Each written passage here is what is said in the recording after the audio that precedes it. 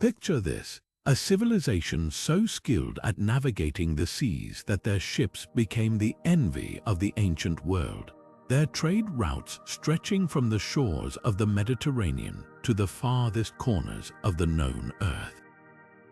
These were the Phoenicians, the undisputed masters of the sea, whose maritime empire laid the foundations for global trade, exploration, and cultural exchange. But what if I told you that much of their story remains hidden, buried beneath the waves of time? Today, we're diving deep into 25 astonishing secrets of the Phoenician Maritime Empire. Stories of innovation, ambition, and mystery that will change the way you see this ancient civilization. From their revolutionary shipbuilding techniques to their shadowy role in shaping the ancient world, these hidden histories reveal a legacy far more profound than most history books dare to tell. So, are you ready to uncover the untold tales of the Phoenicians, the true pioneers of the seas? Let's set sail into the past and discover the secrets that made them the greatest maritime power of their time. Now, let's turn our attention to the very foundation of the Phoenician Maritime Empire, their groundbreaking shipbuilding techniques. Imagine standing on the shores of ancient Lebanon, where towering cedar trees stretched toward the sky. These trees weren't just a symbol of natural beauty, they were the backbone of Phoenician innovation. The Phoenicians were master craftsmen, and their secret weapon was cedar wood, prized for its strength, durability, and resistance to rot. This remarkable material allowed them to build ships that could withstand the harsh conditions of the open sea, giving them a significant advantage over their rivals. But their genius didn't stop there. The Phoenicians revolutionized ship design by creating vessels with deep hulls and sturdy keels, enabling them to carry heavier cargo and navigate rougher waters. They also developed the bireme, a ship with 2 rows of oars, which gave them unmatched speed and maneuverability. These innovations weren't just about building better ships, they were about dominating the seas. Archaeological discoveries have shed light on these advancements. Excavations along the Lebanese coast have uncovered shipyards and tools used by Phoenician shipbuilders, offering a glimpse into their meticulous craftsmanship. Remnants of cedar planks and resin-coated hulls have been found in ancient shipwrecks, confirming their use of advanced waterproofing techniques. These findings not only validate historical accounts, but also highlight the Phoenicians' unparalleled expertise in maritime engineering. What's truly fascinating is how these innovations shaped their empire. With superior ships, the Phoenicians could travel farther, trade more efficiently, and establish colonies across the Mediterranean. Their naval edge wasn't just a matter of technology, it was a testament to their ingenuity and vision. And as we'll see in the next section, their mastery of the seas would lead them to even greater heights, including the creation of one of the ancient world's most iconic cities. But for now, let's marvel at how the humble cedar tree became the cornerstone of a maritime empire that changed the course of history. Now, let's dive beneath the waves to uncover the secrets of one of the Phoenician Empire's most legendary cities, Tyre. Once a bustling hub of trade and innovation, Tyre was not just a city, it was a marvel of ancient engineering. Today, its underwater ruins tell a story of ambition, ingenuity, and the relentless pursuit of maritime dominance. Tyre's harbor was the heart of its power. The Phoenicians designed it with precision, creating a complex system of breakwaters and quays that could accommodate ships from across the Mediterranean. These structures weren't just functional, they were a statement of the empire's wealth and technological prowess. The main harbor, known as the Sidonian Harbor, was protected by massive stone walls, ensuring safe passage for ships even during storms. This level of planning and execution was unmatched in the ancient world. But what truly sets Tyre apart is its artificial island, a feat of engineering that still astonishes historians today. The Phoenicians built this island by piling stones and rubble into the sea, creating a stable foundation for their city. Over time, they expanded it, constructing temples, palaces, and markets that turned Tyre into a thriving metropolis. This island city became a symbol of their ability to conquer not just the seas, but the very elements themselves. Modern underwater explorations have revealed the remnants of Tyre's grandeur. Divers have discovered submerged walls, columns, and even remnants of the harbor's infrastructure. These findings provide a tangible connection to the past, offering a glimpse into the daily life of a city that once stood at the crossroads of the ancient world. The ruins also highlight the Phoenicians' mastery of maritime architecture, showcasing techniques that were centuries ahead of their time. Tyre's harbor wasn't just a place for ships to dock, it was a gateway to the world. From here, the Phoenicians launched expeditions, traded goods, and spread their influence across the Mediterranean. The city's strategic location and advanced infrastructure made it a linchpin of their empire, enabling them to control key trade routes and amass incredible wealth. As we explore these underwater ruins, we're reminded of the Phoenicians' ability to turn challenges into opportunities. Tyre wasn't just a city, it was a testament to their vision and determination. And as we move forward, we'll see how this same spirit of innovation propelled them to even greater achievements, shaping the course of history in ways that still resonate today. Now, let's shift our focus from the engineering marvels of Tyre to another cornerstone of Phoenician power, their monopoly on a color that became synonymous with wealth and royalty: Tyrian purple. This vibrant dye, extracted from the mucus of sea snails, was one of the most prized commodities of the ancient world. Its production was a closely guarded secret, and its value was so immense that it became a symbol of status and power across civilizations. The process of creating Tyrian purple was as complex as it was labor-intensive. Thousands of murex sea snails were harvested from the Mediterranean, each yielding only a tiny drop of the precious dye.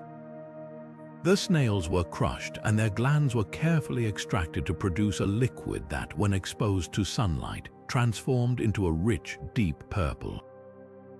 The smell of the dye-making process was notoriously foul, often described as unbearable, which is why the production facilities were typically located far from populated areas. Yet, despite the challenges, the Phoenicians perfected this craft, turning it into a lucrative industry that fueled their economic dominance. What made Tyrian purple so special wasn't just its striking color but its rarity. The dye didn't fade over time, unlike other pigments, making it a favorite among royalty and the elite. In fact, wearing garments dyed with Tyrian purple became a status symbol, reserved for emperors, kings, and high-ranking officials.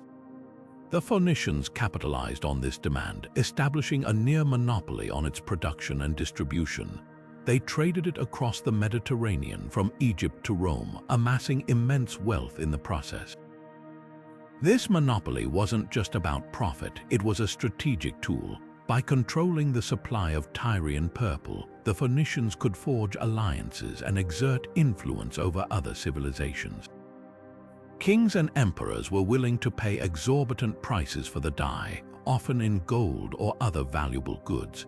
This trade not only enriched the Phoenicians but also cemented their reputation as master traders and innovators. The legacy of Tyrian purple extends far beyond its economic impact. It became a cultural icon representing luxury, power, and prestige. Even today, the color purple retains its association with royalty, a testament to the enduring influence of the Phoenicians' ingenuity. As we continue to explore the hidden histories of this remarkable civilization, we'll see how their mastery of trade and innovation shaped the ancient world in ways that still echo through history. Now, let's turn our attention to one of the most enduring legacies of the Phoenicians, a gift to the world that transformed communication forever: the Phoenician alphabet. Unlike the complex hieroglyphs of Egypt or the cuneiform scripts of Mesopotamia, the Phoenician alphabet was revolutionary in its simplicity, consisting of just 22 characters, each representing a consonant sound. It was designed to be easy to learn and use. This innovation didn't just streamline writing, it democratized it, making literacy accessible to more people than ever before. The spread of the Phoenician alphabet was closely tied to their vast trade networks. As Phoenician merchants sailed across the Mediterranean, they didn't just bring goods like Tyrian purple and cedar wood, they also brought their writing system. Ports and trading hubs became centers of cultural exchange, where the alphabet was adopted and adapted by neighboring civilizations. The Greeks, for instance, encountered the Phoenician script through trade and modified it to suit their language, adding vowels to create the Greek alphabet. This adaptation, in turn, became the foundation for the Latin script used in much of the Western world today. But the influence of the Phoenician alphabet didn't stop there. It spread eastward as well, influencing the Aramaic script, which later gave rise to Hebrew and Arabic writing systems. Even the scripts of South Asia, such as Brahmi, show traces of Phoenician influence, suggesting that their alphabet's reach extended far beyond the Mediterranean. This global dissemination wasn't just a matter of convenience, it was a testament to the practicality and versatility of the Phoenician system. What made the Phoenician alphabet so impactful was its adaptability.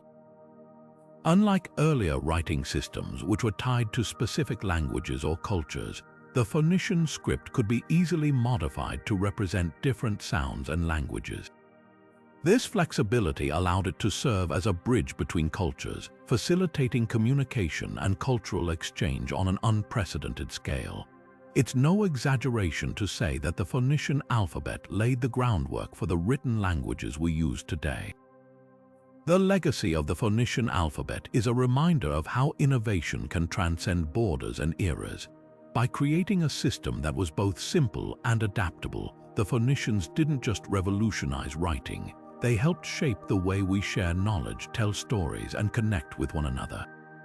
As we continue to uncover the hidden histories of this remarkable civilization, we'll see how their contributions continue to influence our world in ways we might not even realize. Now, let's set sail into one of the most puzzling chapters of Phoenician history, the mysterious disappearance of Carthage's once mighty navy. Carthage, a powerful Phoenician colony, was renowned for its naval dominance, which allowed it to control key trade routes and project power across the Mediterranean. Yet by the end of the Third Punic War, this formidable fleet had all but vanished. What happened to Carthage's navy, and why did it collapse so dramatically? The answers lie in a mix of external pressures and internal struggles. One of the most compelling theories points to Roman sabotage. As Rome rose to power, it saw Carthage as a direct threat to its ambitions. The Romans, masters of strategy, may have deliberately targeted Carthage's naval infrastructure.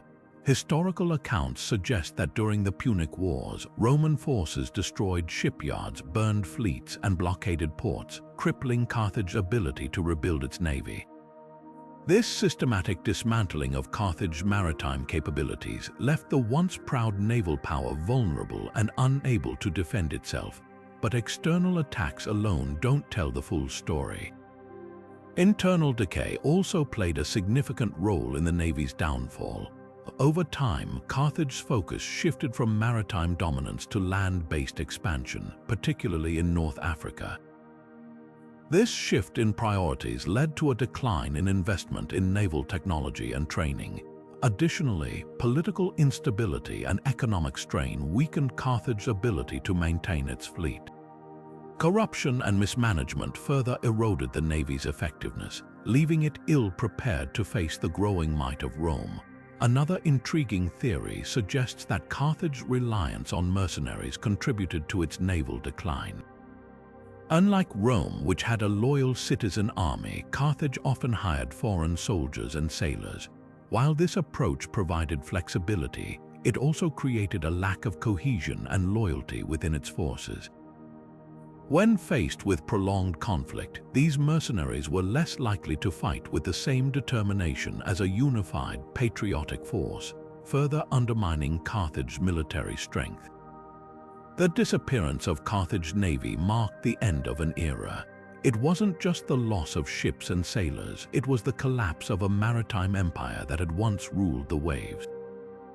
The fall of Carthage's navy also paved the way for Rome's unchallenged dominance in the Mediterranean, reshaping the course of history. As we explore the hidden histories of the Phoenician Maritime Empire, the story of Carthage's navy serves as a stark reminder of how even the mightiest powers can falter under the weight of external pressures and internal weaknesses. With this mystery still echoing through the annals of history, let's now turn our attention to another fascinating chapter, the Phoenician exploration of West Africa, where daring voyages and untold stories await. Now, as we venture further into the untold stories of the Phoenician Maritime Empire, let's chart a course toward the uncharted waters of West Africa. The Phoenicians, known for their daring spirit and unmatched navigational skills, didn't just dominate the Mediterranean, they pushed beyond the Strait of Gibraltar into the vast and mysterious Atlantic Ocean. These voyages into West Africa were not just feats of exploration, but also bold attempts to expand their trade networks into regions that were, at the time, largely unknown to the ancient world. One of the most compelling pieces of evidence for these voyages comes from ancient texts, including the writings of the Greek historian Herodotus. He recounts a remarkable expedition led by the Phoenicians under the orders of the Egyptian pharaoh Necho II around 600 BC. According to Herodotus, the Phoenicians sailed south along the African coast, circumnavigating the continent and returning through the Mediterranean after 3 years.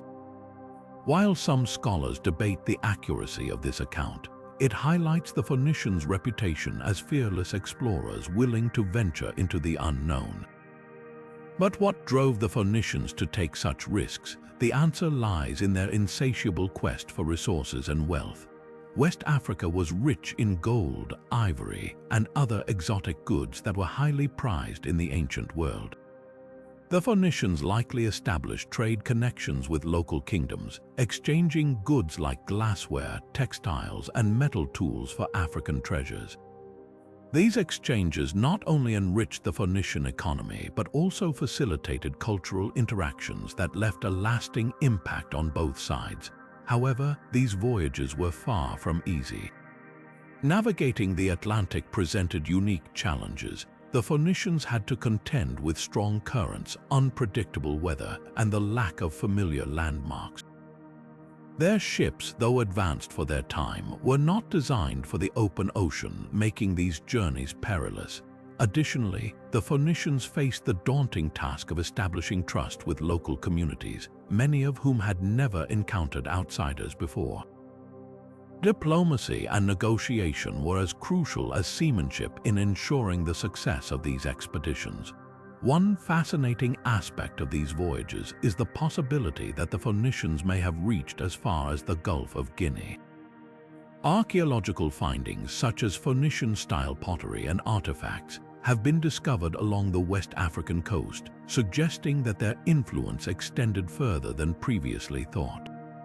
These discoveries hint at a network of trade routes that connected the Mediterranean to the heart of Africa, long before the rise of later empires like the Mali or Songhai. The Phoenician exploration of West Africa stands as a testament to their ingenuity and ambition. These voyages not only expanded their trade empire, but also laid the groundwork for future exploration and cultural exchange. As we continue to uncover the hidden histories of the Phoenician Maritime Empire, their journeys into West Africa remind us of the boundless curiosity and resilience that drove this ancient civilization to explore the farthest reaches of their world. With the echoes of these daring voyages still resonating, let's now turn our attention to another remarkable chapter, the forgotten Phoenician colonies in Spain, where new discoveries await. Shifting our focus westward, we now uncover the story of the forgotten Phoenician colonies in Spain, a key chapter in their maritime empire. Among these settlements, Gadir, known today as Cadiz, stands out as one of the most significant. Established around 1100 BCE, Gadea was not just a trading post but a strategic stronghold that allowed the Phoenicians to dominate the Atlantic trade routes. Its location on the southern coast of Iberia provided easy access to both the Mediterranean and the Atlantic, making it a hub for commerce and exploration. The Phoenicians chose Gadea for its natural harbor and proximity to valuable resources. The region was rich in metals like silver and tin, which were essential for producing bronze, a highly sought-after material in the ancient world. By controlling Gadea, the Phoenicians could secure a steady supply of these resources while also acting as intermediaries between the Mediterranean and the Atlantic worlds. This allowed them to trade goods such as olive oil, wine, and textiles for raw materials from the interior of Iberia and beyond. But Gadea was more than just a trading center. It was a thriving colony with its own temples, workshops, and residential areas. Archaeological excavations have revealed evidence of Phoenician craftsmanship, including intricate jewelry, pottery, and tools. These findings suggest that Gadea was not merely an outpost but a fully developed settlement where Phoenician culture flourished. The city also served as a base for further exploration, enabling the Phoenicians to venture into the Atlantic and establish trade connections with regions as far as Britain. The strategic importance of Gadea extended beyond its economic value. It was a gateway for the Phoenicians to expand their influence into the Atlantic, a region that was largely uncharted at the time. By controlling this key location, they could monitor and regulate trade routes, ensuring their dominance over competitors like the Greeks and Etruscans. This control allowed them to maintain their monopoly over valuable goods and secure their position as the leading maritime power of the ancient world. Interestingly, the legacy of Gadea and other Phoenician colonies in Spain can still be seen today. The city of Cadiz, with its ancient roots, remains one of the oldest continuously inhabited cities in Western Europe. Its Phoenician heritage is reflected in its architecture, traditions, and even its name, which evolved from the original Gadea. This enduring influence is a testament to the lasting impact of the Phoenicians on the region. As we reflect on the forgotten colonies in Spain, it becomes clear that these settlements were more than just trading posts. They were vital nodes in a vast network that connected the Mediterranean to the Atlantic, enabling the Phoenicians to extend their reach and shape the course of history. Their ability to establish and maintain these colonies speaks to their ingenuity, adaptability, and ambition. With the story of Gadea and its sister colonies now brought to light, we turn our attention to another pivotal moment in Phoenician history, the naval battle of Eulalia, a clash that would redefine power in the Mediterranean. Now, let's set sail toward a dramatic turning point in Phoenician history, the naval battle of Eulalia. This fierce confrontation, fought off the coast of Corsica around 540 BC, was not just a clash of ships but a struggle for dominance over the Mediterranean. The Phoenicians, alongside their allies the Etruscans, faced off against the Greeks in a battle that would determine who controlled the vital trade routes of the Western Mediterranean. The conflict arose from the Greeks' expansion into the Western Mediterranean, particularly their establishment of colonies in southern Italy and Sicily. This encroachment threatened the Phoenicians' long-standing control over trade networks and access to valuable resources. The Greeks, known for their formidable naval skills, posed a significant challenge to Phoenician supremacy. The Battle of Eulalia was the inevitable result of these rising tensions, as both powers sought to secure their interests in the region. The Phoenicians, however, were not alone in this fight. They allied with the Etruscans, another powerful maritime civilization, to counter the Greek threat. Together, they amassed a fleet to confront the Greeks near Corsica. The battle itself was fierce and chaotic, with both sides suffering heavy losses. While the Greeks managed to claim a tactical victory, the cost was so high that they were forced to abandon their ambitions in the Western Mediterranean. This allowed the Phoenicians and Etruscans to maintain their influence over the region, ensuring their continued dominance in trade and naval power. What makes the Battle of Alalia so pivotal is its long-term impact on Mediterranean power dynamics. The Greeks' retreat marked the end of their westward expansion, while the Phoenicians solidified their control over key trade routes. This victory also strengthened the alliance between the Phoenicians and Etruscans, creating a formidable partnership that would shape the region's political and economic landscape for decades to come. But the battle was more than just a military confrontation. It was a testament to the Phoenicians' strategic acumen and their ability to adapt to changing circumstances. By forging alliances and leveraging their naval expertise, they managed to outmaneuver a powerful adversary and protect their interests.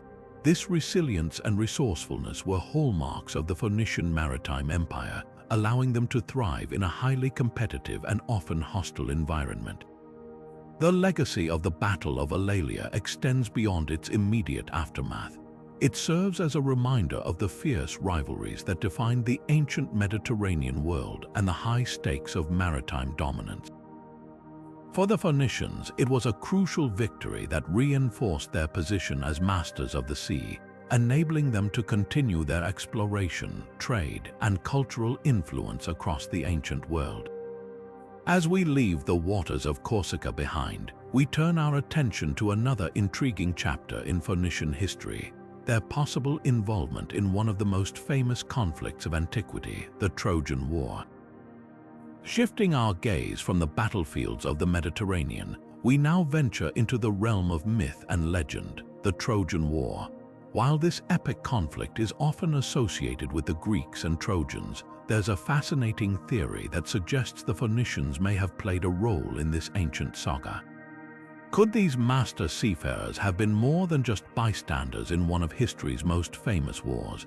Let's explore the evidence. The Trojan War, traditionally dated to around the 12th century BCE, is a story steeped in both history and mythology. While Homer's Iliad immortalizes the Greeks and Trojans as the central figures, some scholars argue that the Phoenicians, with their vast trade networks and maritime expertise, may have had a hand in the conflict. One theory posits that the Phoenicians acted as traders, supplying both sides with essential goods from weapons to luxury items. Their ships, known for their speed and durability, would have been invaluable in transporting resources across the Aegean Sea. Another intriguing possibility is that the Phoenicians served as mercenaries. Renowned for their naval prowess and strategic ingenuity, they could have been hired by either the Greeks or the Trojans to bolster their forces. The Phoenicians' reputation as skilled fighters and sailors would have made them a valuable asset in a war that hinged on control of the seas. Some ancient texts even hint at their presence in the region during this period, though the evidence remains fragmentary and open to interpretation. Beyond their potential role as traders or mercenaries, the Phoenicians may have influenced the war in more subtle ways. Their extensive trade routes connected the eastern Mediterranean with the Aegean, facilitating the exchange of not just goods but also ideas, technologies, and cultural practices. It's possible that the Phoenicians introduced new weapons, ship designs, or tactical strategies that shaped the course of the conflict. Their influence, though indirect, could have been a hidden force behind the scenes. The idea of Phoenician involvement in the Trojan War also raises questions about their broader impact on ancient Mediterranean history.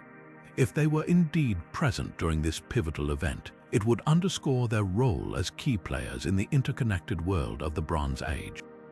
Their ability to navigate both the physical and political landscapes of the time highlights their adaptability and resourcefulness. While the evidence remains speculative, the possibility of Phoenician involvement in the Trojan War adds another layer of intrigue to their already fascinating history. Whether as traders, mercenaries, or cultural intermediaries, their presence in this legendary conflict would further cement their legacy as one of the most influential civilizations of the ancient world. As we leave the shores of Troy behind, our journey takes us further west, where the Phoenicians' maritime empire extended into uncharted waters.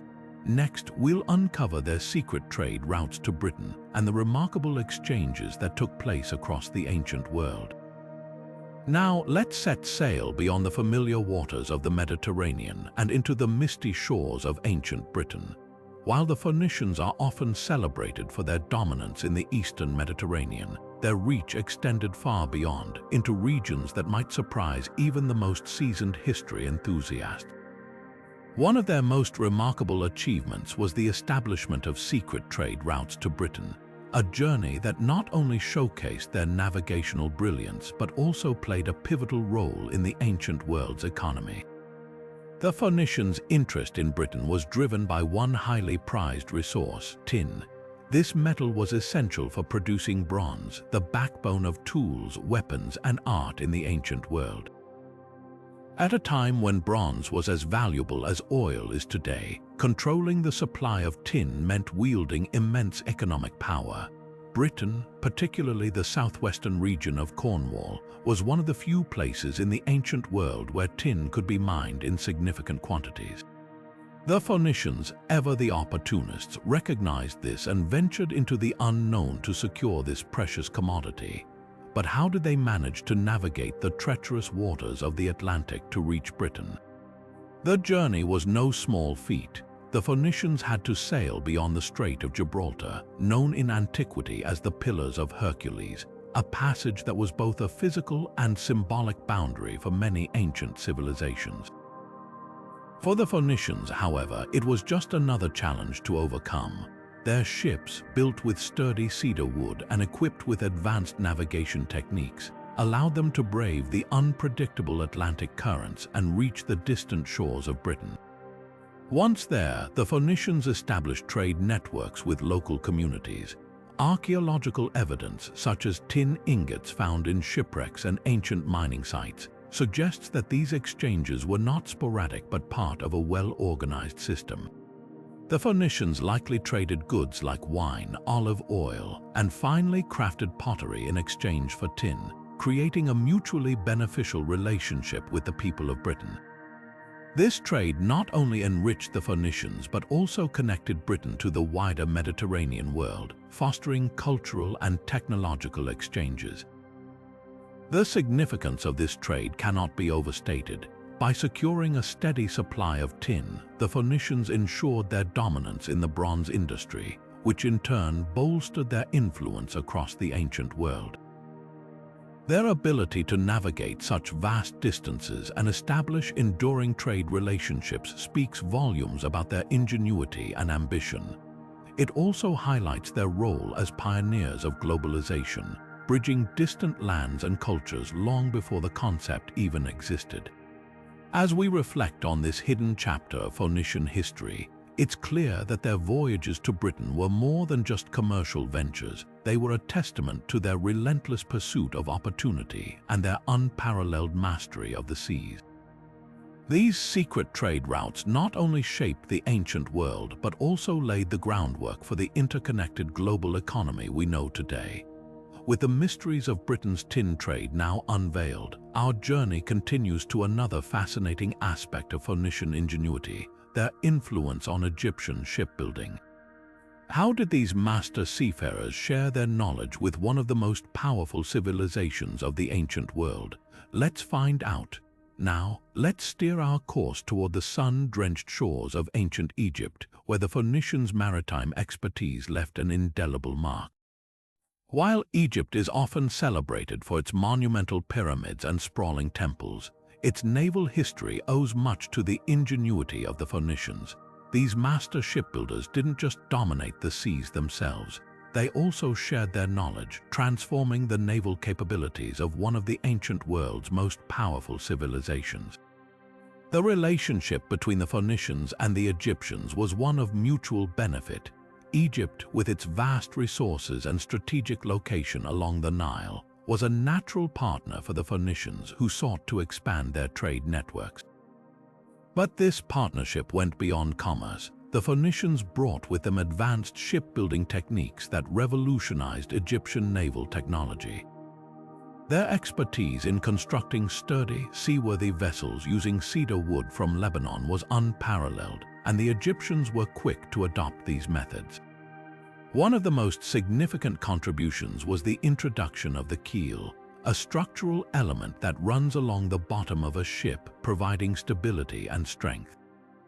This innovation allowed Egyptian ships to venture farther into the Mediterranean and Red Sea, opening up new trade routes and military opportunities. The Phoenicians also shared their knowledge of sail design, enabling Egyptian vessels to harness the wind more efficiently and navigate with greater precision. But the exchange wasn't one-sided. The Egyptians, with their own rich tradition of craftsmanship, adapted Phoenician techniques to suit their needs. They combined Phoenician shipbuilding methods with local materials such as acacia wood to create vessels that were uniquely Egyptian yet heavily influenced by Phoenician design. This fusion of styles resulted in ships that were not only functional but also symbols of Egypt's growing maritime power. Archaeological evidence supports this cultural exchange. Shipwrecks and ancient texts reveal that Egyptian ships from this period bore striking similarities to Phoenician designs, from the shape of their hulls to the arrangement of their sails. These discoveries highlight the profound impact of Phoenician knowledge on Egyptian naval architecture, a legacy that would endure for centuries. The Phoenician influence on Egyptian shipbuilding wasn't just about technology, it was about vision. By sharing their expertise, the Phoenicians helped Egypt become a formidable naval power, capable of projecting its influence across the seas. This collaboration underscores the interconnectedness of the ancient world, where knowledge flowed as freely as goods, shaping the course of history. As we chart the next chapter of our journey, we'll delve into another intriguing mystery: the lost Phoenician maps. What secrets did these ancient navigators record, and why have none survived to this day? The answers may surprise you. Now, let's set our sights on a tantalizing mystery that has puzzled historians for centuries: the lost Phoenician maps. Renowned as master navigators, the Phoenicians were said to have created some of the most detailed and accurate maps of the ancient world. These maps were not just tools for trade and exploration, they were treasures of knowledge, charting coastlines, trade routes, and even distant lands that few had ever seen. Yet, despite their legendary reputation, not a single Phoenician map has survived to the present day. So, what happened to these invaluable documents, and why do we know so little about them? Ancient texts and accounts provide tantalizing glimpses into the existence of these maps. Greek and Roman historians, including Strabo and Pliny the Elder, praised the Phoenicians for their cartographic skills, describing their maps as marvels of precision and detail. These records suggest that the Phoenicians used their maps to navigate the Mediterranean and beyond, guiding their ships to far-flung destinations like Britain, West Africa, and even the Canary Islands. Some scholars believe these maps may have included information about ocean currents, wind patterns, and safe harbors knowledge that would have been invaluable for long voyages. But if these maps were so advanced and widely used, why haven't any survived? One theory points to the materials used. The Phoenicians likely created their maps on perishable materials like papyrus or animal skins, which would have deteriorated over time. Unlike stone inscriptions or clay tablets, these fragile mediums were not built to last for millennia. Additionally, the maps may have been closely guarded trade secrets, passed down orally or destroyed to prevent rivals from gaining access to their navigational knowledge. Another possibility is that the maps were lost during the many upheavals that marked the decline of the Phoenician civilization. As their cities fell to conquest and their trade networks collapsed, countless records, including maps, may have been lost or destroyed. The Roman conquest of Carthage, for example, resulted in the burning of libraries and the dispersal of knowledge, leaving little trace of the Phoenicians' cartographic legacy. Despite the absence of physical evidence, the influence of Phoenician maps can still be felt. Their navigational knowledge likely influenced later civilizations, including the Greeks and Romans, who built upon their discoveries. Some historians even speculate that fragments of Phoenician maps may have been incorporated into later works, their origins obscured by time. The mystery of the lost Phoenician maps reminds us of the fragility of knowledge and the challenges of preserving history. As we continue our journey, we'll uncover another fascinating chapter of the Phoenician legacy, their role as feared pirates of the Mediterranean. What drove these master sailors to turn to piracy, and how did it shape their reputation? The answers lie ahead. Now, let's turn our attention to a lesser-known but equally intriguing aspect of Phoenician history, their role as pirates of the Mediterranean. While the Phoenicians are often celebrated for their trade and exploration, they also had a darker side, one that involved raiding coastal settlements and preying on merchant ships. This dual identity, as both traders and raiders, shaped their reputation and left a lasting mark on the ancient world. The Phoenicians' mastery of the seas gave them a unique advantage when it came to piracy. Their ships, designed for speed and maneuverability, allowed them to strike quickly and disappear before retaliation could be organized. Coastal communities across the Mediterranean lived in fear of Phoenician raids, which could devastate entire towns and disrupt trade routes. These attacks were not random acts of violence, but calculated moves to secure wealth, resources, and even slaves, who were often sold in bustling Phoenician markets. What drove these skilled sailors to turn to piracy? One reason was the competitive nature of Mediterranean trade. As rival powers like the Greeks and Etruscans expanded their own maritime networks, the Phoenicians faced increasing pressure to maintain their dominance. Piracy became a way to weaken competitors and assert control over key trade routes. Additionally, the Phoenicians' far-flung colonies provided ideal bases for launching raids, allowing them to strike deep into enemy territory and retreat to safety. The Phoenicians' reputation as fearsome raiders was further cemented by their tactics. They were known for their cunning and ruthlessness, often using deception to lure unsuspecting ships into traps. Some accounts describe Phoenician pirates disguising their vessels as merchant ships or flying false flags to approach their targets unnoticed. Once close enough, they would unleash a swift and devastating attack, leaving little chance for escape. Despite their notoriety, the Phoenicians' piracy was not without consequences. Their raids often provoked retaliation from powerful states, leading to conflicts that strained their resources and alliances. Over time, the rise of stronger naval powers such as Rome began to curb their piratical activities. Yet, even as their influence waned, the legacy of Phoenician piracy endured, shaping the way future civilizations viewed the dangers of the open seas. As we reflect on this darker chapter of Phoenician history, it's clear that their maritime empire was built on a complex mix of trade, exploration, and at times outright plunder. Next, we'll explore another fascinating connection: the possible links between the Phoenicians and the Minoan civilization, and how these two seafaring cultures may have influenced each other. What secrets lie buried in their shared past? The answers await. Now, let's set sail toward another fascinating chapter of Phoenician history, one that takes us to the shores of ancient Crete and the enigmatic Minoan civilization.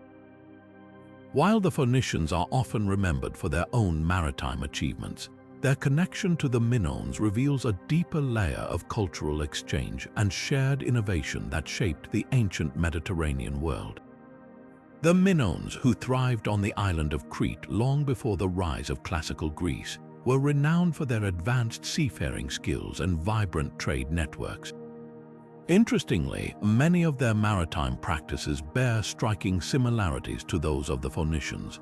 Both civilizations relied heavily on the sea for trade, exploration, and cultural exchange, and both developed sophisticated shipbuilding techniques that allowed them to dominate their respective waters. Could these parallels be more than mere coincidence? Scholars have long debated the extent of the Phoenician-Minoan connection, and the evidence suggests a relationship that goes beyond simple imitation. One of the most compelling links between the two cultures lies in their shared use of maritime symbols and religious imagery. For example, the Minoans often depicted ships and sea creatures in their art, much like the Phoenicians, who incorporated maritime themes into their religious practices and iconography. This overlap hints at a possible exchange of ideas where the Phoenicians may have adopted or adapted certain Minoan traditions or vice versa. Additionally, both civilizations revered the sea as a source of life and prosperity, further underscoring their shared worldview. Trade also played a pivotal role in connecting these two seafaring powers. Archaeological evidence suggests that the Phoenicians and Minoans engaged in extensive trade, exchanging goods such as pottery, metals, and luxury items. The Minoans, with their strategic location in the Aegean, served as a bridge between the eastern Mediterranean and the wider world, while the Phoenicians' far-reaching trade routes brought them into contact with countless cultures, including the Minoans. This exchange of goods likely facilitated the sharing of knowledge, from shipbuilding techniques to navigational skills, enriching both civilizations.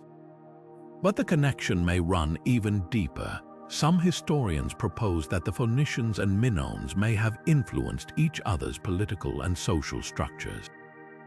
The Minoans, known for their centralized palaces and complex bureaucracy, may have inspired aspects of Phoenician governance, particularly in their colonies.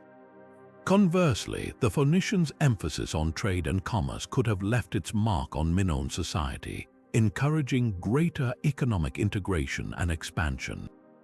As we piece together the fragments of this ancient relationship, one thing becomes clear. The Phoenicians and Minoans were not isolated entities but part of a larger, interconnected Mediterranean world. Their shared maritime heritage and cultural exchanges remind us that history is often a tapestry woven from countless threads of influence and collaboration. With this intriguing connection in mind, let's dive into another hidden history: the recent discoveries of Phoenician shipwrecks deep beneath the waves.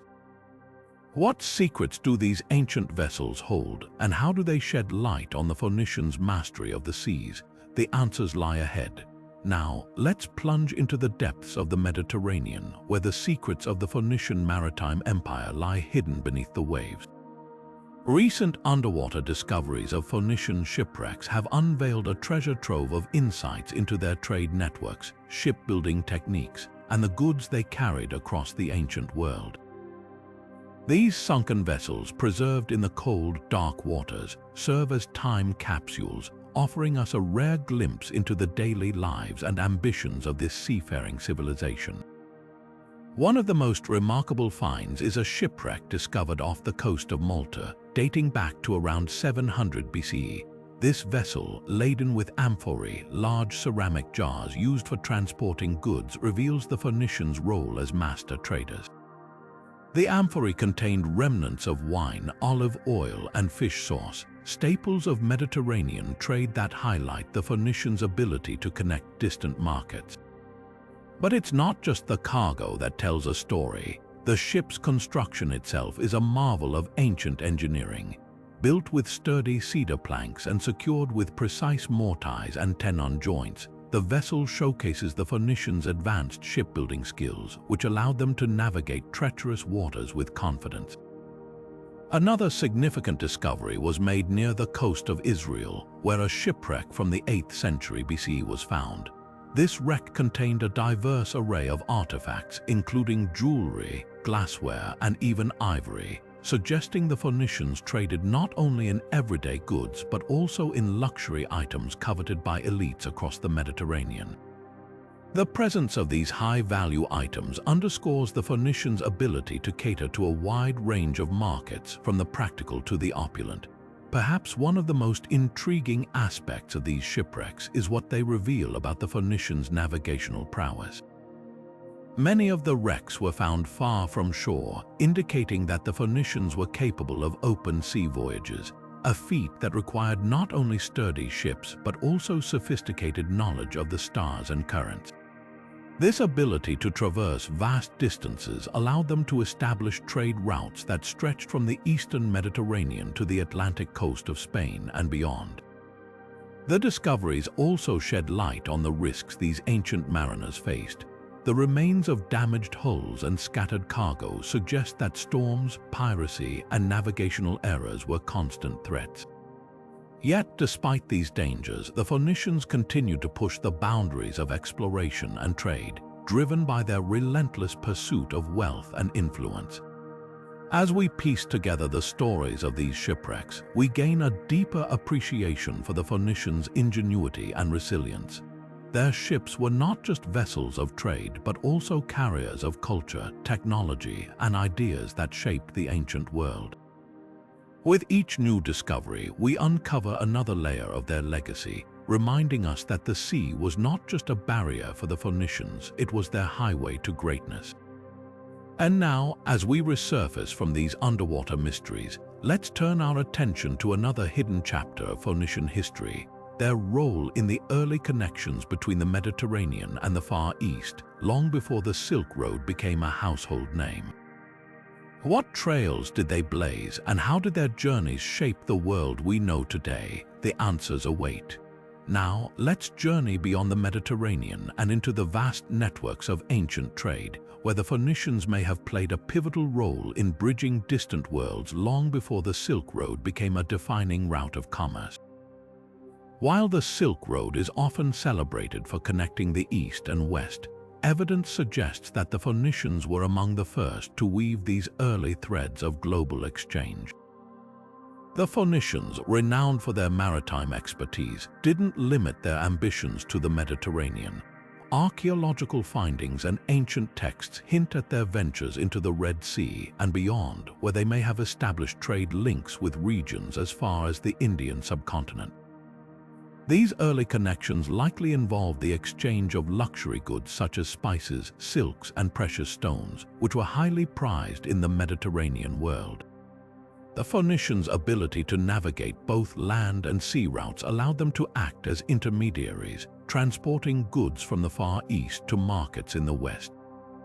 One of the most compelling pieces of evidence comes from the ancient city of Byblos, a key Phoenician trading hub. Excavations there have uncovered artifacts such as Indian ivory and lapis lazuli from Afghanistan, materials that could only have reached the Mediterranean through extensive trade networks. These discoveries suggest that the Phoenicians were not just passive recipients of goods but active participants in creating and maintaining these early trade routes. But how did they achieve this? The Phoenicians' success lay in their adaptability and their mastery of both maritime and overland trade. They established colonies and trading posts along key routes, serving as waypoints for goods moving between the East and West. Their ships, known for their durability and capacity, could carry large quantities of cargo, while their caravans transported goods across deserts and mountains. This dual approach allowed them to overcome geographical barriers and connect distant cultures. The impact of these early trade networks cannot be overstated. By facilitating the flow of goods, ideas, and technologies, the Phoenicians helped lay the groundwork for the later Silk Road. Their role in this exchange not only enriched their own civilization, but also influenced the development of cultures across Eurasia. From the spread of artistic styles to the exchange of agricultural practices, the Phoenicians' legacy in global trade is a testament to their vision and ingenuity. As we reflect on their contributions, it's clear that the Phoenicians were more than just traders. They were pioneers of globalization, forging connections that would shape the course of history.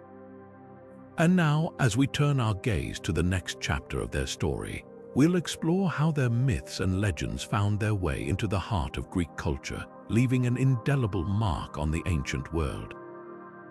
What tales did they share, and how did these stories transcend borders? The answers lie ahead. Now, let's set sail into the realm of myth and legend, where the stories of the Phoenicians found new life in the hearts and minds of the Greeks. The cultural exchange between these two ancient civilizations wasn't limited to trade goods. It also included the sharing of myths, tales, and deities that would leave a lasting imprint on Greek mythology. One of the most famous examples of this influence is the story of Europa, a tale that bridges the worlds of Phoenicia and Greece. According to the myth, Europa was a Phoenician princess, the daughter of King Agenor of Tyre. One day, while she was gathering flowers by the sea, the god Zeus, disguised as a magnificent white bull, approached her. Charmed by the gentle creature, Europa climbed onto its back. Suddenly, the bull raced across the waves, carrying her to the island of Crete. There, Zeus revealed his true identity, and Europa became the mother of Minos, the legendary king of Crete.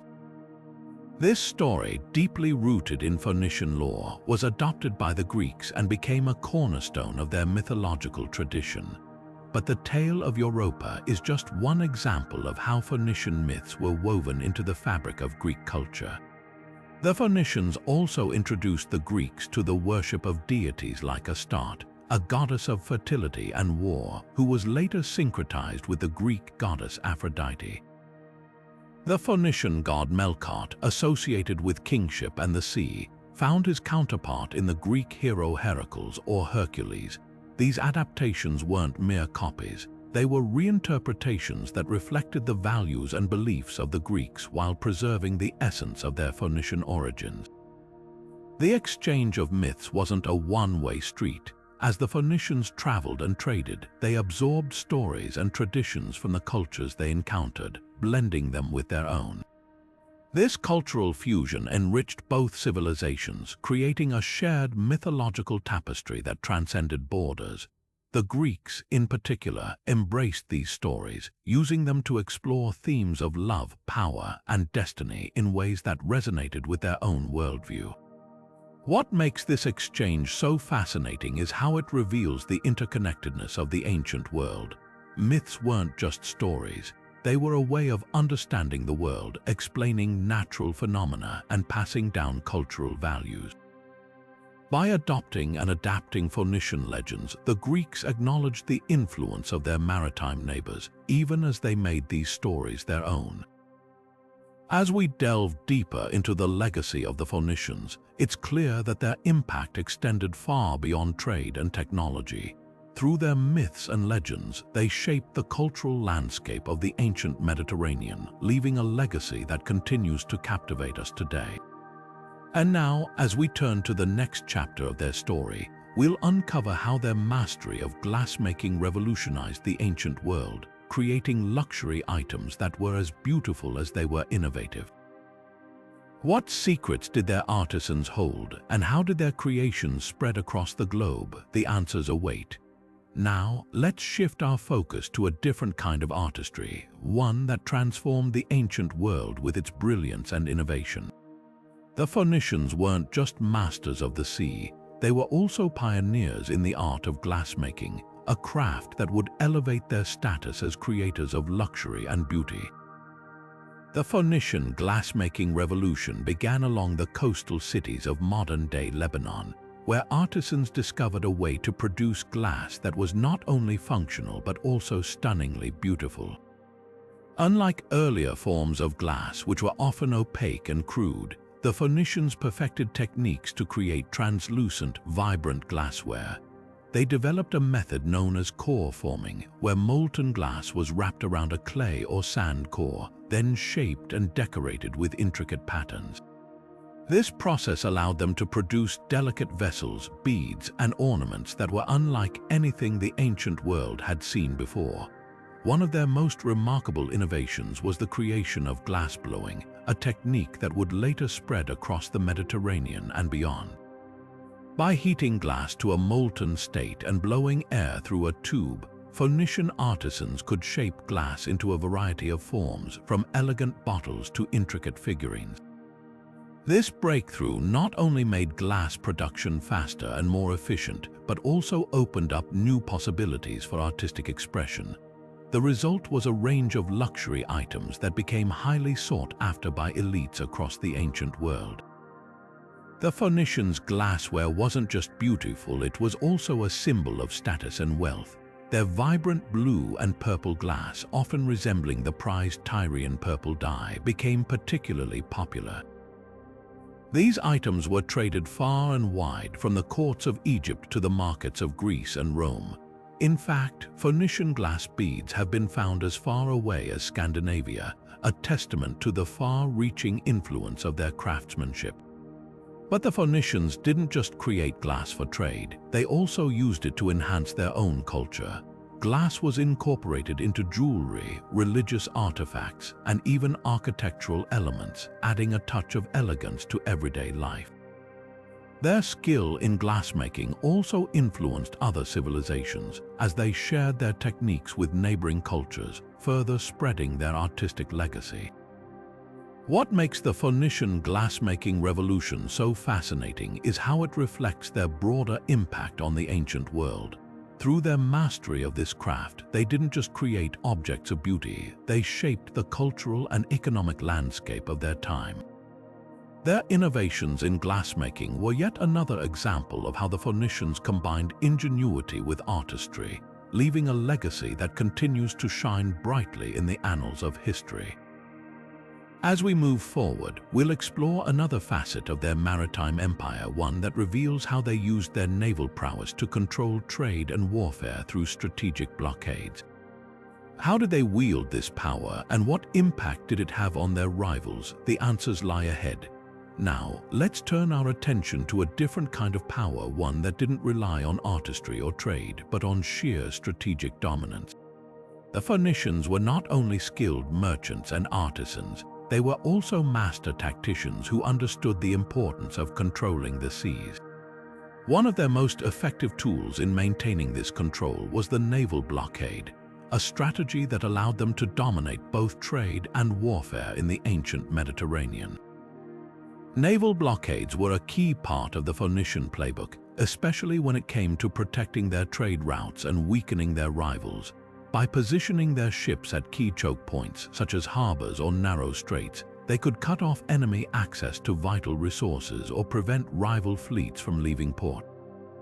This tactic was particularly effective in times of conflict, as it allowed the Phoenicians to starve their opponents of supplies and reinforcements without engaging in direct combat.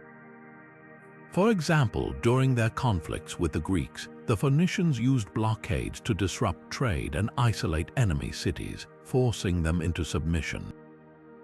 But blockades weren't just about warfare, they were also a tool for economic control.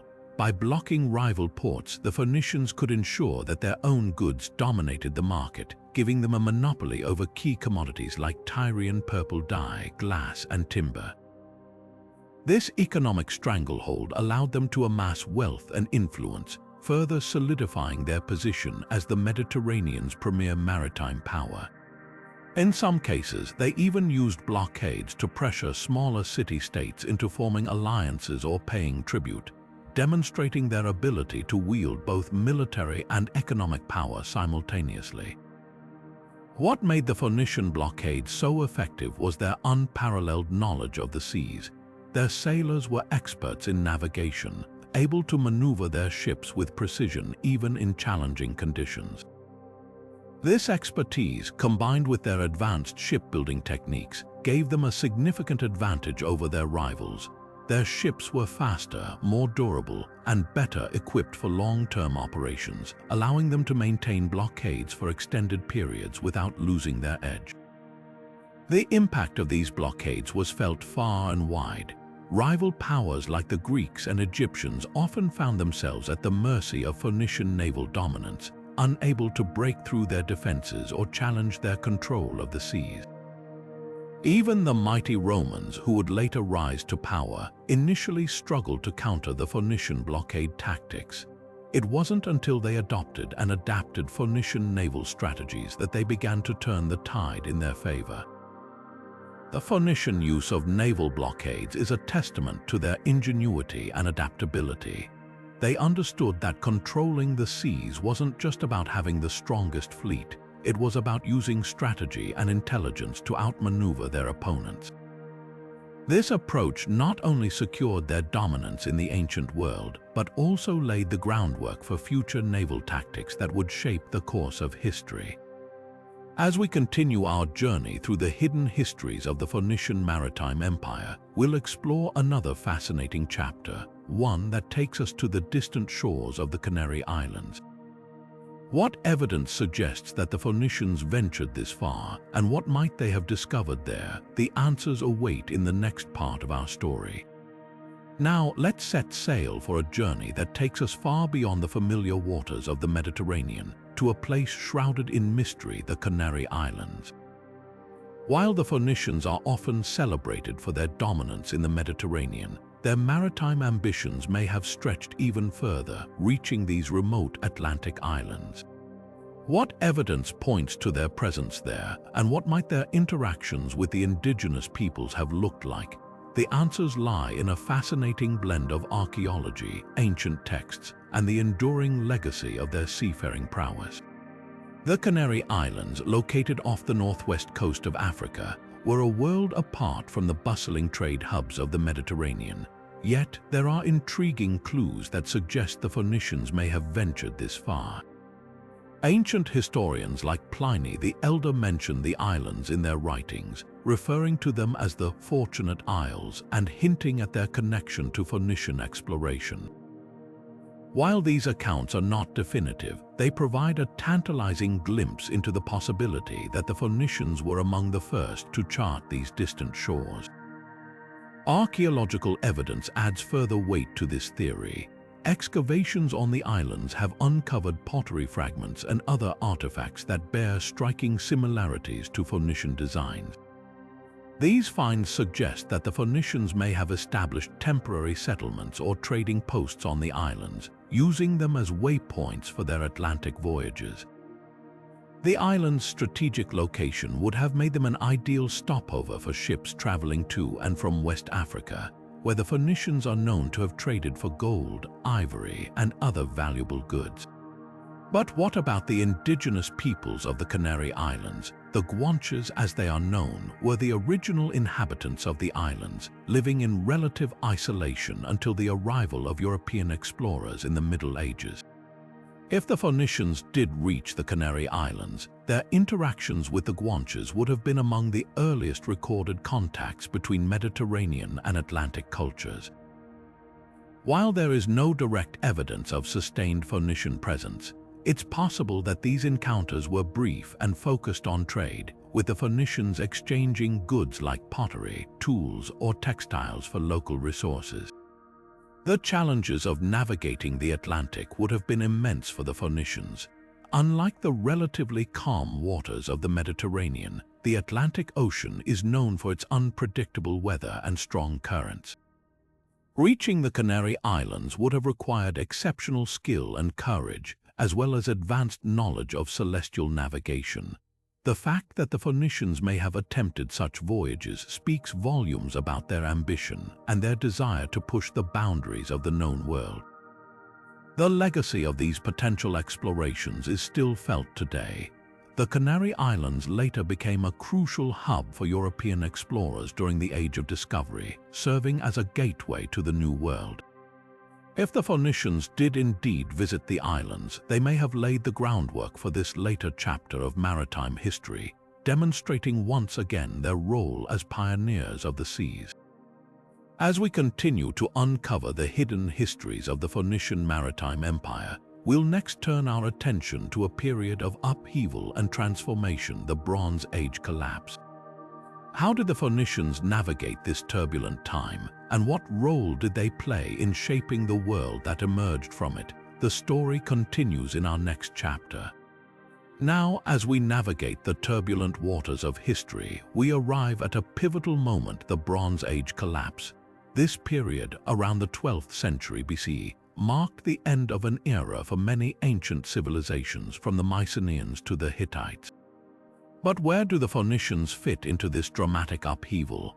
Emerging theories suggest they played a dual role, both as traders who connected distant cultures and as destabilizers who may have inadvertently contributed to the chaos. The Late Bronze Age was a time of interconnected empires, thriving trade networks, and relative stability. The Phoenicians, with their vast maritime reach, were at the heart of this system, facilitating the exchange of goods, ideas, and technologies across the Mediterranean and beyond. Their ships carried everything from precious metals to luxury items, linking the economies of Egypt, Mesopotamia, and the Aegean. Yet, this very interconnectedness may have made the system vulnerable. When one part of the network faltered, the ripple effects could destabilize entire regions. One theory suggests that the Phoenicians, as key traders, may have inadvertently spread not just goods but also crises. For example, disruptions in the supply of tin, a crucial component for bronze production, could have had catastrophic effects. The Phoenicians, who traded extensively in tin from places like Britain and Spain, might have struggled to maintain these supply chains as political instability and invasions swept across the Mediterranean. This scarcity could have weakened the economies of powerful states, contributing to their eventual collapse. Another intriguing angle is the Phoenicians' role as intermediaries during a time of widespread migration and conflict. The so-called Sea Peoples, a mysterious coalition of raiders, are often blamed for the destruction of many late Bronze Age cities. While the identity of the Sea Peoples remains debated, some scholars speculate that the Phoenicians, with their extensive maritime networks, may have had interactions with these groups. Whether as allies, rivals, or victims, the Phoenicians' involvement in this turbulent period could have shaped the course of history. There's also the possibility that the Phoenicians themselves faced significant challenges during the collapse. As major trading hubs like Ugarit fell, the Phoenician cities of Tyre, Sidon, and Byblos may have struggled to maintain their economic and political influence. Yet, unlike many of their contemporaries, the Phoenicians not only survived but eventually thrived, laying the groundwork for their later dominance in the Iron Age. This resilience raises questions about how they adapted to the changing world around them. The Bronze Age collapse remains one of history's great mysteries, and the Phoenicians' role in it is no less enigmatic. Were they victims of the chaos, or did they play a more active part in shaping its outcome? As we piece together the evidence, one thing is clear: the Phoenicians' ability to navigate both the seas and the shifting tides of history underscores their enduring legacy as masters of adaptation. With this chapter of upheaval behind us, we now turn to a more spiritual aspect of Phoenician culture: their sacred ships. What role did these vessels play in their religious practices, and how did they reflect the Phoenicians' deep connection to the sea? The story continues as we explore the divine dimensions of their maritime empire. Now, as we set sail into the spiritual currents of Phoenician culture, we uncover a fascinating aspect of their maritime legacy: the sacred ships. These vessels were not merely tools of trade or war. They held profound religious significance, serving as a bridge between the earthly and the divine. For the Phoenicians, the sea was more than a highway for commerce. It was a sacred space, and their ships were vessels of both physical and spiritual journeys. In ancient Phoenician society, ships were often dedicated to the gods, particularly to deities associated with the sea, such as Baal and Astarte. These sacred ships played a central role in religious rituals, symbolizing the connection between the people and their divine protectors. One of the most striking examples of this practice was the annual ritual of the Sacred Ship of Baal, where a specially consecrated vessel was paraded through the city of Tyre before being launched into the sea. This ceremony was believed to ensure the favor of the gods, safeguarding the city's prosperity and its maritime ventures. The design of these sacred ships also reflected their spiritual purpose. Ancient art and inscriptions depict vessels adorned with intricate carvings and symbols, often featuring images of gods, mythical creatures, and celestial motifs. These decorations were not merely ornamental. They were believed to imbue the ships with divine protection, guiding them safely through treacherous waters. Some ships even carried small shrines or altars on board, allowing sailors to perform rituals and offer prayers during their voyages. The Phoenicians' reverence for their ships extended beyond their physical form. In their mythology, ships often served as metaphors for life's journey, navigating the unpredictable seas of fate.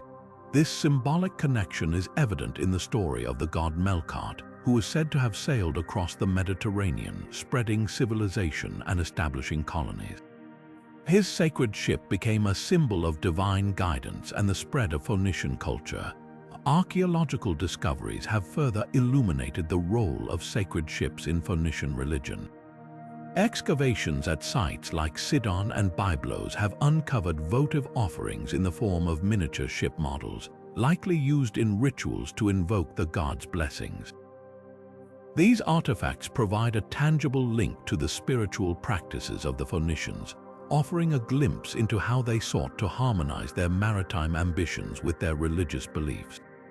The sacred ships of the Phoenicians remind us that their mastery of the seas was not just a matter of skill and innovation, it was also deeply rooted in their spiritual worldview.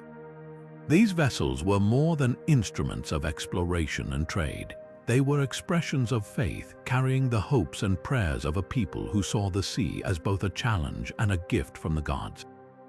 As we leave the realm of the sacred and return to the waves of history, our next journey takes us to the shores of Rome, where the Phoenicians' naval strategies would leave an indelible mark.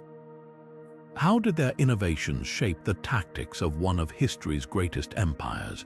The story continues as we explore the Phoenician influence on Roman naval warfare. Now, as we navigate from the spiritual to the strategic, we arrive at a pivotal moment in maritime history: the Phoenician influence on Roman naval tactics. The Romans, known for their military prowess on land, initially struggled to match the naval expertise of their Mediterranean rivals. However, their encounters with the Phoenicians, particularly during the Punic Wars, would forever change the course of Roman maritime dominance. The Phoenicians, with their centuries of experience in shipbuilding and naval warfare, introduced the Romans to advanced techniques that would become the foundation of their own naval strategies. One of the most significant contributions was the design of the quinquereme, a powerful warship with 5 rows of oars. The Romans adopted this design, modifying it to suit their needs, and it became the backbone of their fleet. This vessel allowed them to match the speed and maneuverability of their adversaries, giving them a critical edge in battle. But it wasn't just about the ships themselves, it was also about how they were used. The Phoenicians had mastered the art of naval combat, employing tactics like the deeplis, a maneuver where ships would break through enemy lines to attack from the rear. The Romans, quick learners, adapted this strategy and combined it with their own innovations, such as the use of the corvus, a boarding bridge that allowed their soldiers to turn naval battles into land-style combat. This hybrid approach proved devastatingly effective, enabling the Romans to dominate the seas. The Phoenicians also influenced Roman naval organization and logistics. They introduced the concept of a professional navy with trained crews and a clear chain of command. The Romans, who had previously relied on hastily assembled fleets, began to build a permanent naval force, complete with dedicated shipyards and supply lines.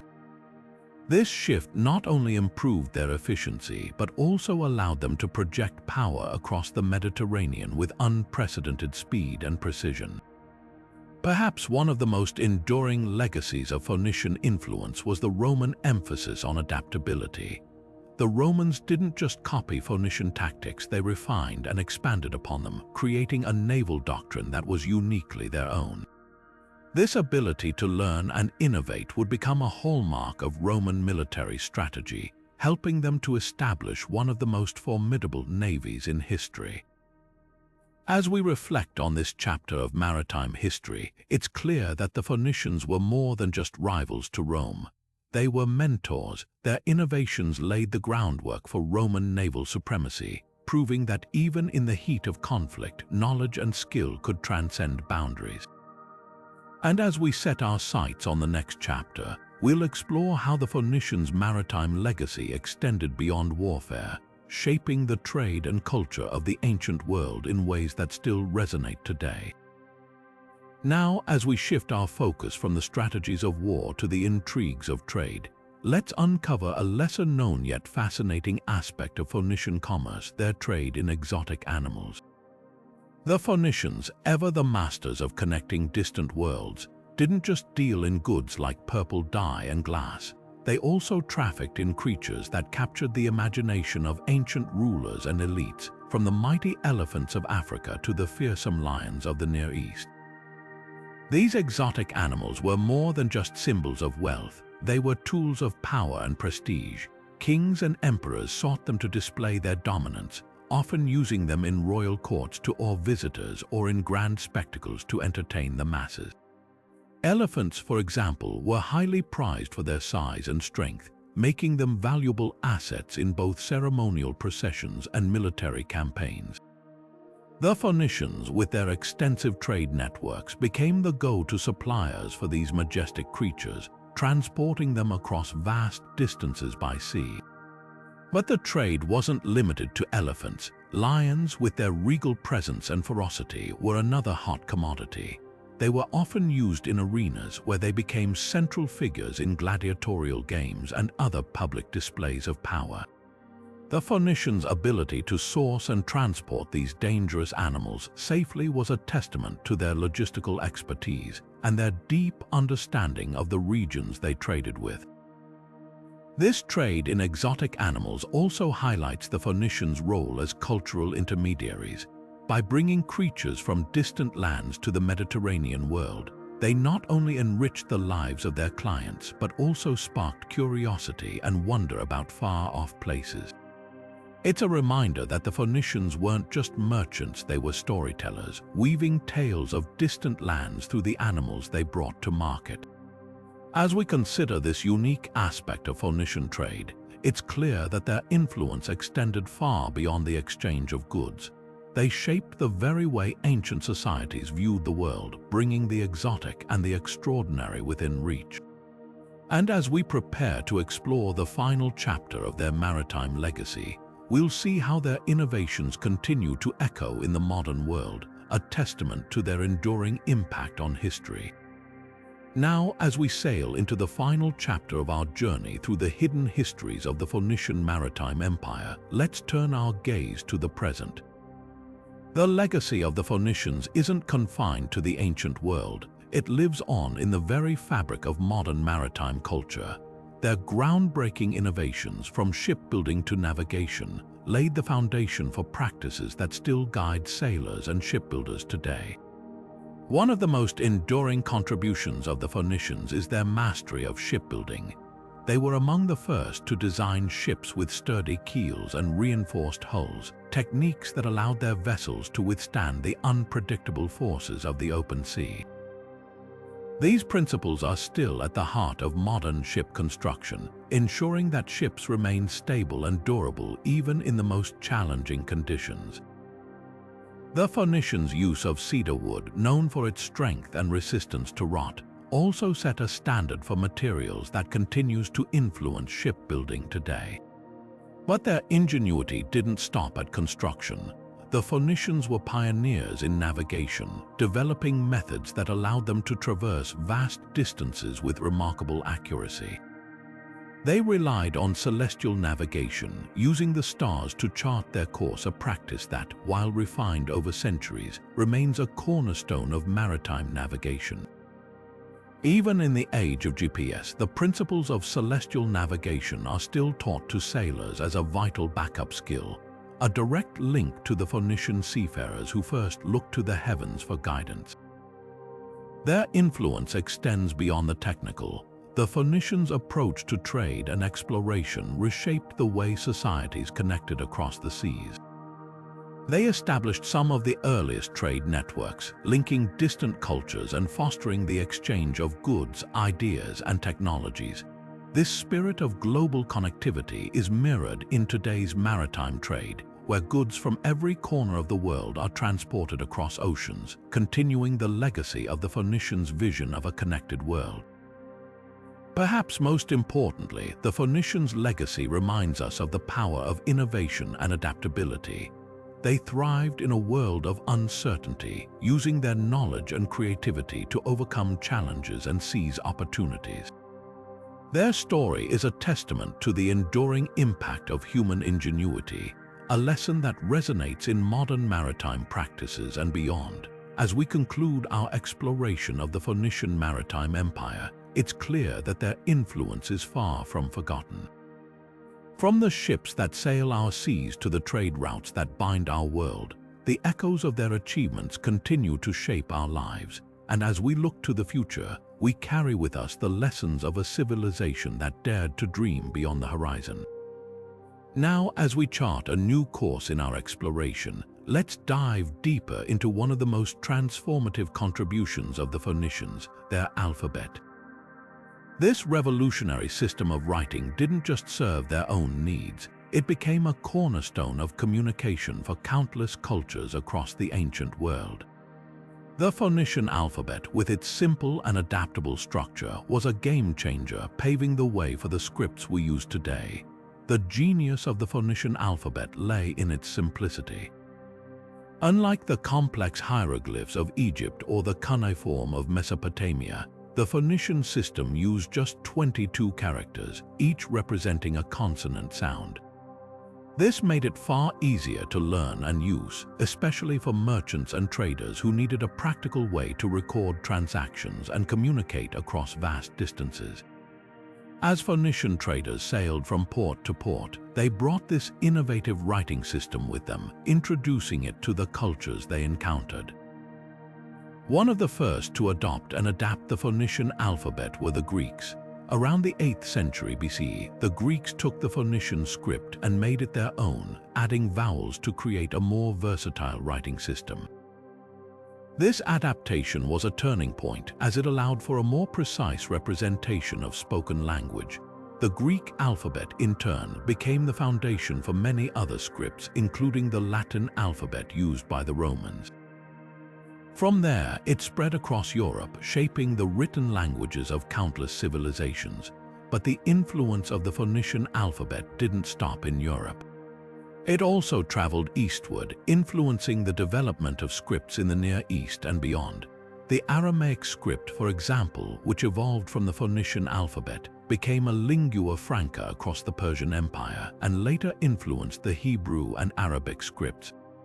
This widespread adoption underscores the adaptability and enduring relevance of the Phoenician writing system. What's truly remarkable is how this ancient alphabet continues to shape our world today. Every time you read a book, send a text, or write a note, you're tapping into a legacy that began with the Phoenicians. Their alphabet wasn't just a tool for communication. It was a bridge between cultures, a means of sharing ideas and knowledge that transcended borders and time. As we reflect on the global spread of the Phoenician alphabet, it's clear that their contribution was more than just a set of symbols. It was a catalyst for cultural exchange and intellectual progress, a testament to the power of innovation to connect and transform societies. And as we continue to build on this legacy, we honor the vision of a civilization that saw the written word as a way to unite the world. Now, shifting our focus to another remarkable aspect of Phoenician ingenuity, let's explore the fascinating world of Tyrian purple, a dye so rare and valuable that it became synonymous with power and prestige. This vibrant hue, extracted from the murex sea snail, wasn't just a color. It was a symbol of wealth, status, and authority, deeply intertwined with the social and political fabric of the ancient world. The production of Tyrian purple was an arduous and labor-intensive process. Thousands of murex snails were required to produce just a small amount of dye, making it incredibly expensive. The Phoenicians, who held a near monopoly on its production, guarded the secrets of its creation closely. This exclusivity turned Tyrian purple into a luxury item reserved for the elite. Kings, emperors, and high-ranking officials adorned themselves in garments dyed with this precious color, using it as a visual marker of their elevated status.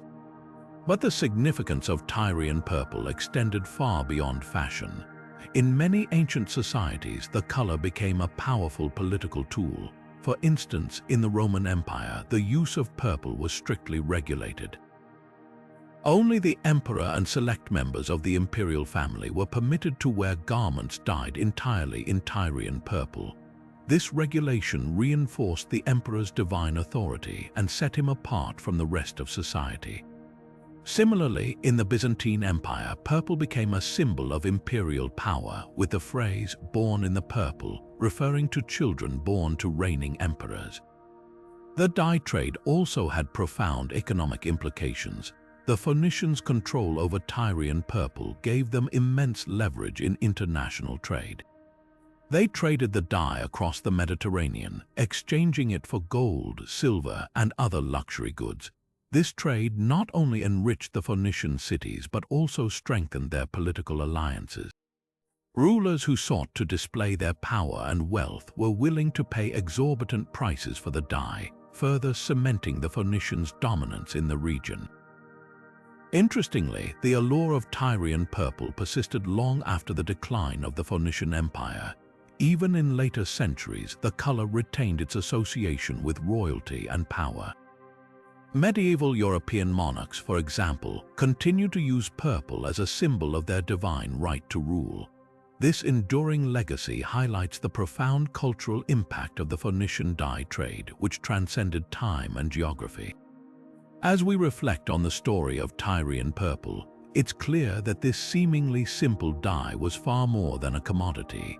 It was a catalyst for social stratification, a tool of political propaganda, and a cornerstone of economic power.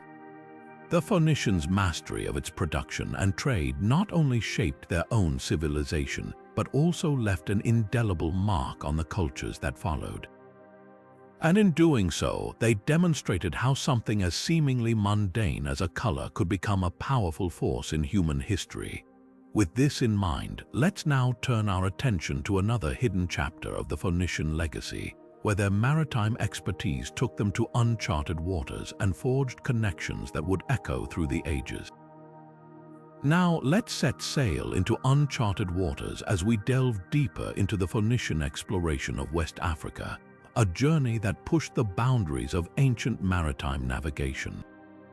Venturing beyond the familiar Mediterranean, the Phoenicians faced the daunting challenge of navigating the unpredictable Atlantic Ocean. Unlike the relatively calm waters of their home sea, the Atlantic presented fierce waves, strong currents, and the constant threat of storms. Yet, driven by their insatiable curiosity and thirst for trade, the Phoenicians dared to explore these perilous waters. One of the greatest obstacles they encountered was the lack of reliable landmarks. In the Mediterranean, sailors could rely on visible coastlines and islands to guide their way. But in the Atlantic, the vast expanse of open water meant that navigation required a combination of skill, intuition, and perhaps even early forms of celestial navigation. Some historians suggest that the Phoenicians may have used the stars to chart their course, a technique that would later become a cornerstone of maritime exploration. The journey to West Africa also brought the Phoenicians into contact with new cultures and peoples. Along the coast, they encountered indigenous communities with whom they exchanged goods, ideas, and knowledge. These interactions were not merely transactional, they were opportunities for cultural exchange. The Phoenicians introduced their advanced shipbuilding techniques and trade practices, while also learning from the local populations about the resources and geography of the region. This exchange of knowledge enriched both sides, fostering a sense of connection across vast distances. One of the most intriguing aspects of these voyages is the possibility that the Phoenicians may have reached as far as the Gulf of Guinea. Ancient accounts and archaeological evidence suggest that they traded for gold, ivory, and other valuable commodities in this region. These goods were then transported back to the Mediterranean, where they fueled the Phoenician economy and cemented their reputation as master traders. The sheer scale of these expeditions speaks to their ambition and resourcefulness, as they navigated not only the physical challenges of the Atlantic, but also the complexities of forging relationships with unfamiliar cultures. The Phoenician exploration of West Africa also highlights their role as pioneers of globalization. Long before the term existed, they were connecting distant parts of the world through trade and cultural exchange. Their voyages laid the groundwork for future explorers, demonstrating that even the most formidable barriers could be overcome with determination and ingenuity. As we reflect on these daring expeditions, it's clear that the Phoenicians were not just traders but also explorers who expanded the horizons of the ancient world. Their journeys to West Africa remind us of the power of human curiosity and the enduring impact of cross-cultural connections. And with that, we'll now turn to another fascinating chapter of their maritime legacy, where their influence reached even further across the globe. As we bring our journey through the hidden histories of the Phoenician Maritime Empire to a close, it's impossible not to marvel at the sheer breadth of their influence. From their groundbreaking shipbuilding techniques to their mastery of trade routes spanning the Mediterranean and beyond, the Phoenicians were true pioneers of their time. Their innovations in navigation, their creation of the alphabet, and their ability to connect distant cultures laid the foundation for the interconnected world we live in today. Each of these 25 stories reveals a civilization that was not only ahead of its time, but also deeply impactful in shaping the course of history. The Phoenicians' legacy is one of curiosity, resilience, and ingenuity. They dared to venture into the unknown, whether it was the stormy waters of the Atlantic or the uncharted territories of West Africa. Their ability to adapt, learn, and thrive in diverse environments speaks to their remarkable spirit.